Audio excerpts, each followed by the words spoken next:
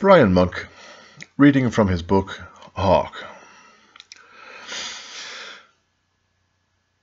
There are names for these spirits in the Hebrew study of angels. They're called Qliphoth. They are the reversed tree of life. They rule over all sin and wickedness. Modernity itself was their invention. Rape the earth, invent money, pollute the air, control the minds of weak people, lead the royals into satanic and perverted rituals and ways, like the killing of Native American children in Canada by a certain public figure. Maybe she did, maybe she didn't. But look around. There's an equal amount of good in the world, and within the royalty. Even their victims have evil within them. An equal amount of wrongdoing. Calling genocide evil is too strong a word. Human beings are not guilty of what they do. They are temporarily possessed by these Qliphoth, or Yin, or what we say, demons, or ancient fairy folk, who control their thoughts en masse. The rest of us just suffer on, like today, the 24th of April. All I can think is how much money I have saved, how much longer I can put up with the imbecilico. They call me 12-headed dragon. What's the best way to kill yourself? Cyanide? Euthanasia, of course. Probably in a spiritualist church, so as to have help from light and maybe escape the rules a little. Waiting for the phone to eventually ring after hours and hours and hours and hours of waiting all day, sometimes until 11 o'clock at night. Life's a bi'a-itcha. Then you die. It's even been prophesied by the Virgin Mary. Yes, she did give us some negative prophecies. The little Cassandra, God bless her. The millennium will make us all beg for death, to take us all away. Hold strong. Remember your enemies, the lobotomized imbeciles of hell, the scourge of the earth, as opposed to the star seed, the winners, the capable, the intelligent. We do not belong. Crucify us, please, God, because they're waiting for you to go first. Like if you die, they win. Well, we all think that, don't we? So how's your marriage? Job? Life in the millennium? Not all it's cracked up to be. Nerd. Not to worry. You don't believe in an afterlife, so your problems supposedly end in the death of your idiot high IQ fat head. Scientists shouldn't be allowed to comment on spirituality if they know nothing about it, nor have they trained in any capacity of spirituality or even the emotional nervous system. They know nothing about it, nor do they even believe in it. Why comment about something you don't believe in? It doesn't make sense, does it? But yet the media laps it up. How can they say that something doesn't exist because you can't prove that it does after thousands of years of scientists proving that things we thought didn't exist do? Some scientists are very, very, very, very aware of spirits, an afterlife, a before life, and have found proof, plenty of proof. Kirlian photography, for one thing. Critics are always so easily swayed. It boggles my mind. Just to watch the greatest skeptic turn their mind in the blink of an eye. Even professional critics. Why? Because they have never trained in the subject they are criticizing. Because they have never experienced powerful spiritual things. Also, they are emotionally retarded nerds with penis envy and mother complexes, and have had their hearts bashed so many times they've lost their humanity. They have zero emotional intelligence.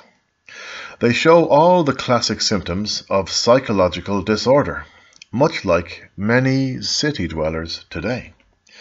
And non-believers are drained of light by unnatural light, unnatural energies created by positive ions, and of course, imbecilical idiocy. God bless them. I am the alchemist. You are the alchemist. I am the druidic Christian. I have come back from beyond for justice. Yet, why bother on lobotomized monkeys? It's really not worth it. I will rule upon the head of a lion, and yet I will also die of boredom. And my brothers and sisters of the temples of this modern world will walk upon the heads of our enemies' children. Yes, indeed, that's what civilization really represents. And yet we will die of boredom. They will be cast into salt pillars, as we have already seen the fall of modern Babel. The Antichrist is our enemy, but he is also the enemy of our enemies. Imbecilico. Royals, evil people. Merchants. Conglomerate destruction of mental and spiritual health. Ah, yes, all institutions must fall. Even the organic earth worship institutions. Yes, indeed, gold does rule the mind of a fool. Nothing we do makes much of a difference, but being witness to the truth in the garden of good and evil is our reward. Be good or be gone. The quick and the dead means be quick to see, to listen, to speak good words, and then grow tired and weary in the evenings, like your neighbors, and become slothful and die of boredom. Not to be in a hurry to follow through after the genocide of the human race's id has ended. Must have id to purchase nicotine. We live in a world where all evil is karma, all negative thoughts created by our direct descendants, and what they have done to innocent victims, men, women, and children. Add sibling rivalry, and you find a world that's hidden and is hard to reveal. The fly in the ointment. Ass to the world. Forgive my foul language.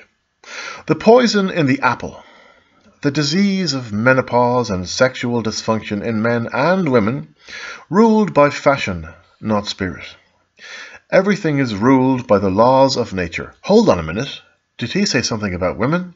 I'm sorry, I was wrong. Forgive me. I won't do it again. Basis. Food. What kind of food? Meat. Processed meat. Red meat. Meat is murder. Too much of a good thing is ungood. Since we first crawled out of the oceans long ago, eons ago, life has been a struggle, full of suffering and wrong choices, pushed on us by sociological peer pressure, even before we had an id.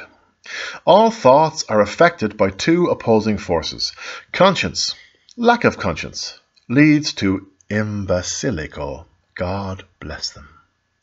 Within our system, a system designed for divine awareness. Yes, indeed, 20,000 years too early. Some people have achieved this. They live in small huts in the Himalayas, or used to live in bunkers in our countries 1,500 years ago. Not that long ago.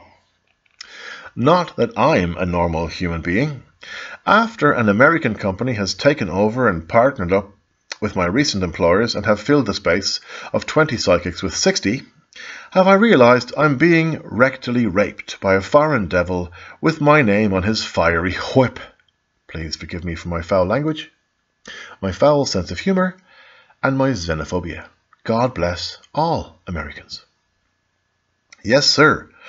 All it takes to see my other side is 2 or 3 days of no phone calls and no private clients to have me agree that the light bearer's true place is in Jehovah's private residence, preparing to even out the odds with all the Freemasons that rule over my life and soul. God bless us all. We will all go down together with the dogs. Some of us will rise up with the fleas. Hopefully not on Gymungous fleas. Brian Monk signing off for today. God bless all women.